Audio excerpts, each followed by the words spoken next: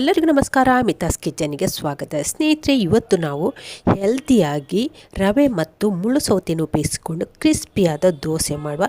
ದೋಸೆ ಅಂತೇಳಿದರೆ ಯಾರಿಗೆ ಇಷ್ಟ ಇಲ್ಲ ಹೇಳಿ.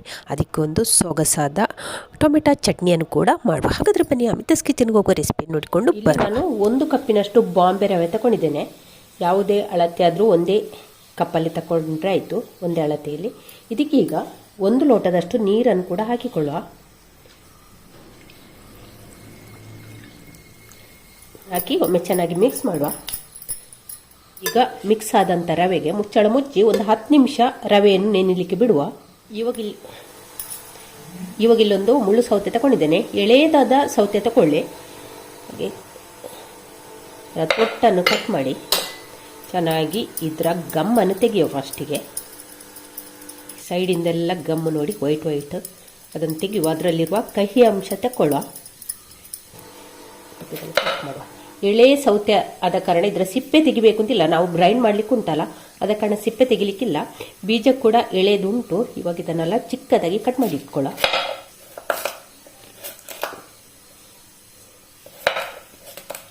ಹೀಗೆ ಎಲ್ಲವನ್ನು ಕೂಡ ಹೀಗೆ ಚಿಕ್ಕದಾಗಿ ಕಟ್ ಮಾಡುವ ಫಸ್ಟಿಗೆ. ಇವಾಗ ನೋಡಿ, ಮುಳ್ಳು ಸೌತೆಯನ್ನೆಲ್ಲ ಈ ರೀತಿ ಕಟ್ ಮಾಡಿ ಇಟ್ಕೊಂಡಿದ್ದೇನೆ. ಇದನ್ನೀಗ ಒಂದು ಮಿಕ್ಸರ್ ಜಾರಿಗೆ ಹಾಕಿಕೊಳ್ಳುವ.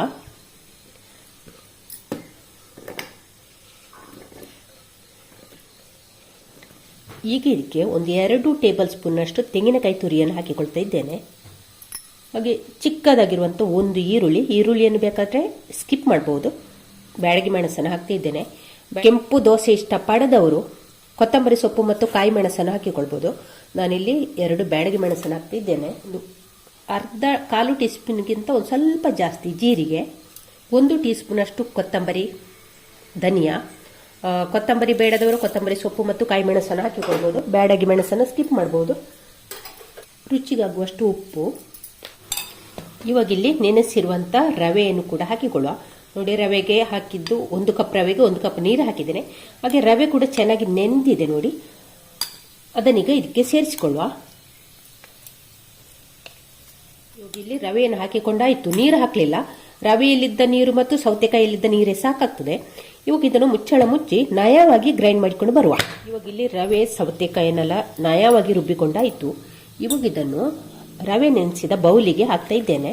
ನೋಡಿ, ನೀರು ಹಾಕಲಿಲ್ಲ, ಅಂತೇ ರುಬ್ಬಿದ್ದು, ನೀರು ಹಾಕದೆ ರುಬ್ಬಿದ್ದು ಸೌತೆಕಾಯಿಯ ನೀರಲ್ಲಿದ್ದದೆ ನೀರು.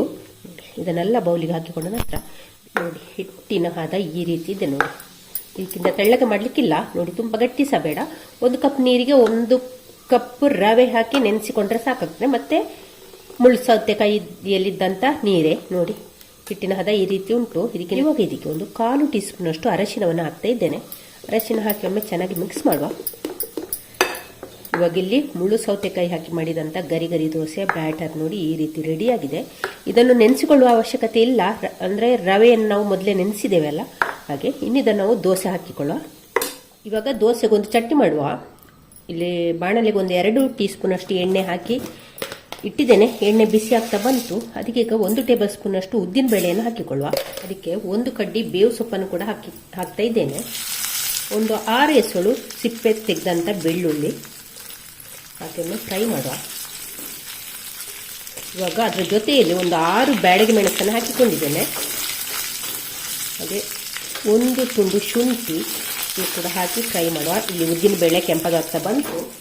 ಆ ಹೊತ್ತಿಗೆ ಇಲ್ಲಿ 1 ಈರುಳ್ಳಿಯನ್ನು, ದೊಡ್ಡದಾದ 1 ಈರುಳ್ಳಿಯನ್ನು ಕಟ್ ಮಾಡಿ ಇಟ್ಕೊಂಡಿದ್ದೇನೆ. ಅದನ್ನು ಕೂಡ ಇದಕ್ಕೆ ಹಾಕಿ ಫ್ರೈ ಮಾಡುವ. ಇವಾಗ ಇಲ್ಲಿ ನೋಡಿ, ಈರುಳ್ಳಿ ಟ್ರಾನ್ಸ್ಪರೆಂಟ್ ಆಯಿತು ನೋಡಿ, ಇಷ್ಟು ಫ್ರೈ ಆಯಿತು.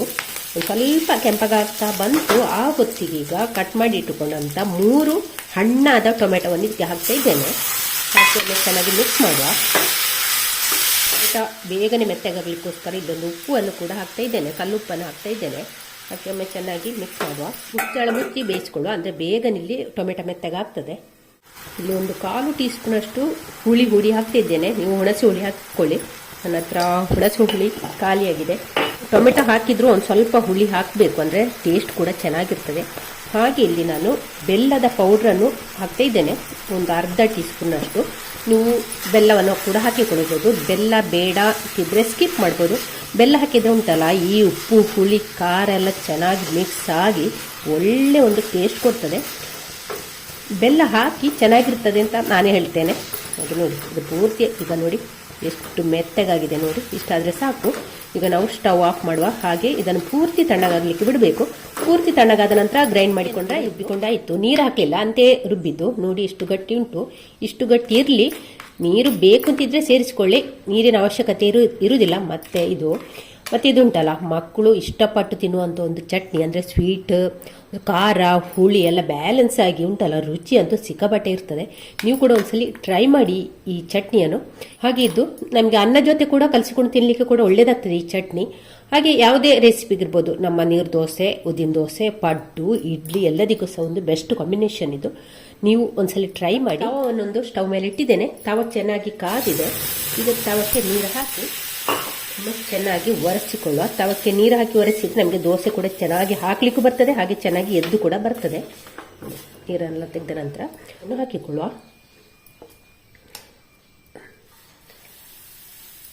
1.5 ಸೌಟಿನಷ್ಟು ದೋಸೆ ಹಾಕಿದ್ದೇನೆ. ಅಂದರೆ ತವ ದೊಡ್ಡದು ಇದ್ದ ಕಾರಣ ಹಿಟ್ಟು ಜಾಸ್ತಿ ಹಾಕ್ಕೊಂಡಿದ್ದೇನೆ. ಹಾಕಿ ಇದನ್ನು ತೆಳ್ಳಗೆ ಹರಡಿಕೊಂಡ್ರೆ ಆಯಿತು. ಎಷ್ಟು ತೆಳ್ಳಗಾಗ್ತದೆ ಅಷ್ಟು ತೆಳ್ಳಗೆ ಹರಡಿ. ಎದ್ದು ಬರೋದಿಲ್ಲ ಅಂತ ನಿಮಗೆ ಚಿಂತೆ ಬೇಡ, ಚೆನ್ನಾಗಿ ಎದ್ದು ಕೂಡ ಬರ್ತದೆ. ಹಾಗೆ ದೊಡ್ಡಕ್ಕಾಗಿ ದೋಸೆ ಮಾಡುವ. ತವ ಎಷ್ಟು ದೊಡ್ಡದುಂಟು ಅಷ್ಟು ದೊಡ್ಡದಾಗಿ ದೋಸೆಯನ್ನು ಕೂಡ ಹಾಕಿಕೊಳ್ಳುವ. ಇದರ ಎಡ್ಜನ್ನೆಲ್ಲ ತೆಳ್ಳಗೆ ಹಾಕಿಕೊಂಡ್ರೆ ಆಯಿತು ನೋಡಿ. ಮುಚ್ಚಳ ಮುಚ್ಚಿಕೊಳ್ಳುವ. ಮುಚ್ಚಳ ಮುಚ್ಚಿ 1-2 ನಿಮಿಷ ಹೀಗೆ ಬೆಂಕಿಯನ್ನು ಮೀಡಿಯಂ ಫ್ಲೇಮಲ್ಲಿ ಇಟ್ಕೊಂಡು ಬೇಯಿಸ್ಕೊಂಡ್ರೆ ಆಯಿತು. ಮುಚ್ಚಳ ತೆಗೆಯುವ. ದೋಸೆ ನೋಡಿ ಚೆನ್ನಾಗಿ ರೋಸ್ಟ್ ಆಗ್ತಾ ಬರ್ತಾ ಉಂಟು. ಈ ಹೊತ್ತಿಗೆ ನಾವಿಲ್ಲಿ ತುಪ್ಪವನ್ನು ಮೇಲಿಂದ ಹಾಕಿಕೊಳ್ಳುವ. ತುಪ್ಪ ಎಣ್ಣೆ ಏನನ್ನು ಕೂಡ ಹಾಕಿಕೊಳ್ಬೋದು. ಎಣ್ಣೆ ತುಪ್ಪ ಎರಡೂ ಬೇಡ, ಆಯಿಲ್ ಬೇಡ ಅಂತಿದ್ದವರು ಏನನ್ನು ಕೂಡ ಹಾಕಿಕೊಳ್ಳದೆ ಹಾಗೆ ಕ್ರಿಸ್ಪಿಯಾಗಿ ತಿನ್ಬೋದು. ಬಿಸಿ ಬಿಸಿ ಅಂತೆಯೇ ಕೂಡ ತಿನ್ಬೋದು. ಕಾಯಿ ಚಟ್ನಿ ಜೊತೆ ಕೂಡ ತಿನ್ಬೋದು. ಇವಾಗ ಸ್ವಲ್ಪ ಇದನ್ನು ನಾವು ರೋಸ್ಟ್ ಮಾಡಿಕೊಳ್ಳುವ. 15 ನಿಮಿಷದಲ್ಲೇ ರೆಡಿ ಮಾಡಿಕೊಳ್ಬೋದು. ಅಷ್ಟು ಸುಲಭವಾದ ಮತ್ತು ಹೆಲ್ದಿ ಆದ ಒಂದು ಬ್ರೇಕ್ಫಾಸ್ಟ್ ರೆಸಿಪಿ. ಇದನ್ನು ಉಪವಾಸದ ಟೈಮಲ್ಲಿ ಕೂಡ ಮಾಡಿಕೊಳ್ಬೋದು. ಅಂದರೆ ಈರುಳ್ಳಿಯನ್ನು ಸ್ಕಿಪ್ ಮಾಡಿದ್ರೆ ಆಯಿತು. ಈರುಳ್ಳಿ ಹಾಕಬೇಕು ಅಂತೇನಿಲ್ಲ. ಹಾಕಿದರೆ ಟೇಸ್ಟ್ ಮತ್ತು ಪರಿಮಳ ಚೆನ್ನಾಗಿರುತ್ತೆ. ನೋಡಿ ದೋಸೆ ಅದುವೇ ಎದ್ದು ಬಂದಿದೆ ನೋಡಿ. ಅದೇ ಎದ್ದುಕೊಂಡು ಬಂದಿದೆ ನೋಡಿ. ಎಷ್ಟು ಚೆನ್ನಾಗಿ ಕ್ರಿಸ್ಪಿಯಾಗಿ ಬಂದಿದೆ ನೋಡಿ. ನಿಮಗೆ ಅಂದಾಜಾಗ್ಬೋದು ಹೇಗೆ ಬಂದಿದೆ ಅಂತ. ಹಾಗೆ ಒಂದು ಸೊಗಸಾದ ಬ್ರೇಕ್ಫಾಸ್ಟ್ ರೆಸಿಪಿ ನೋಡಿ ಚೆನ್ನಾಗಿ ಬಂದಿದೆ. ಬೇಕಾದರೆ ನೀವು ಸಾಫ್ಟಾಗಿ ಕೂಡ ಮಾಡಿಕೊಳ್ಬೋದು. ಕ್ರಿಸ್ಪಿ ಬೇಕು ಅಂತಿದ್ರೆ ಕ್ರಿಸ್ಪಿ ಮಾಡಿಕೊಂಡು ಬಿಸಿ ಬಿಸಿ ತಿಂದರೆ ಆಯಿತು. ಸಾಫ್ಟ್ ಮಾಡಿದರೆ ಒಂದು ಸ್ವಲ್ಪ ಟಿಫಿನ್ ಬಾಕ್ಸಿಗೆ, ಸಾಫ್ಟಾಗಿ ಮಾಡಿದರೆ ಲಂಚ್ ಬಾಕ್ಸಿಗೆಲ್ಲ ಹಾಕಿಕೊಳ್ಬೋದು. ಆಫೀಸಿಗೆ ಹೋಗೋರು, ಸ್ಕೂಲಿಗೆ ಹೋಗುವ ಮಕ್ಕಳಿಗೆಲ್ಲ ಸಾಫ್ಟಾಗಿ ಮಾಡಿರುವಂಥ ದೋಸೆಯನ್ನು ಹಾಕಿಕೊಡ್ಬೋದು. ನಮ್ಮ ಕ್ರಿಸ್ಪಿಯಾದ ಮುಳ್ಳು ಸೌತೆಕಾಯಿ ಮತ್ತು ರವೆ ಸೇರಿಸಿ ಮಾಡಿದಂಥ ದೋಸೆ ರೆಡಿಯಾಗಿದೆ ನೋಡಿ. ಇದನ್ನು ಟೊಮೆಟೊ ಚಟ್ನಿ ಒಟ್ಟಿಗೆ ತಿಂದರೆ ಉಂಟಲ್ಲ, ಅದರ ಮಜನೇ ಬೇರೆ, ಸ್ವರ್ಗ ಅಂತಲೇ ಹೇಳ್ಬೋದು. ಅಷ್ಟು ಅದ್ಭುತವಾದ ಒಂದು ರೆಸಿಪಿ. ನೀವು ಕೂಡ ಟ್ರೈ ಮಾಡಲೇಬೇಕಾದಂಥ ರೆಸಿಪಿ. ಹಾಗೆ ಈ ವಿಡಿಯೋ ಇಷ್ಟ ಆದರೆ ಲೈಕ್, ಶೇರ್, ಕಮೆಂಟ್ ಮಾಡಿ. ನಾಳೆ ಹೊಸ ಬ್ಲಾಗ್ ಅಥವಾ ರೆಸಿಪಿ ಸಿಗೋಣ. ಅಲ್ಲಿವರೆಗೆ take care, bye bye. Thank you ಸ್ನೇಹಿತರೆ.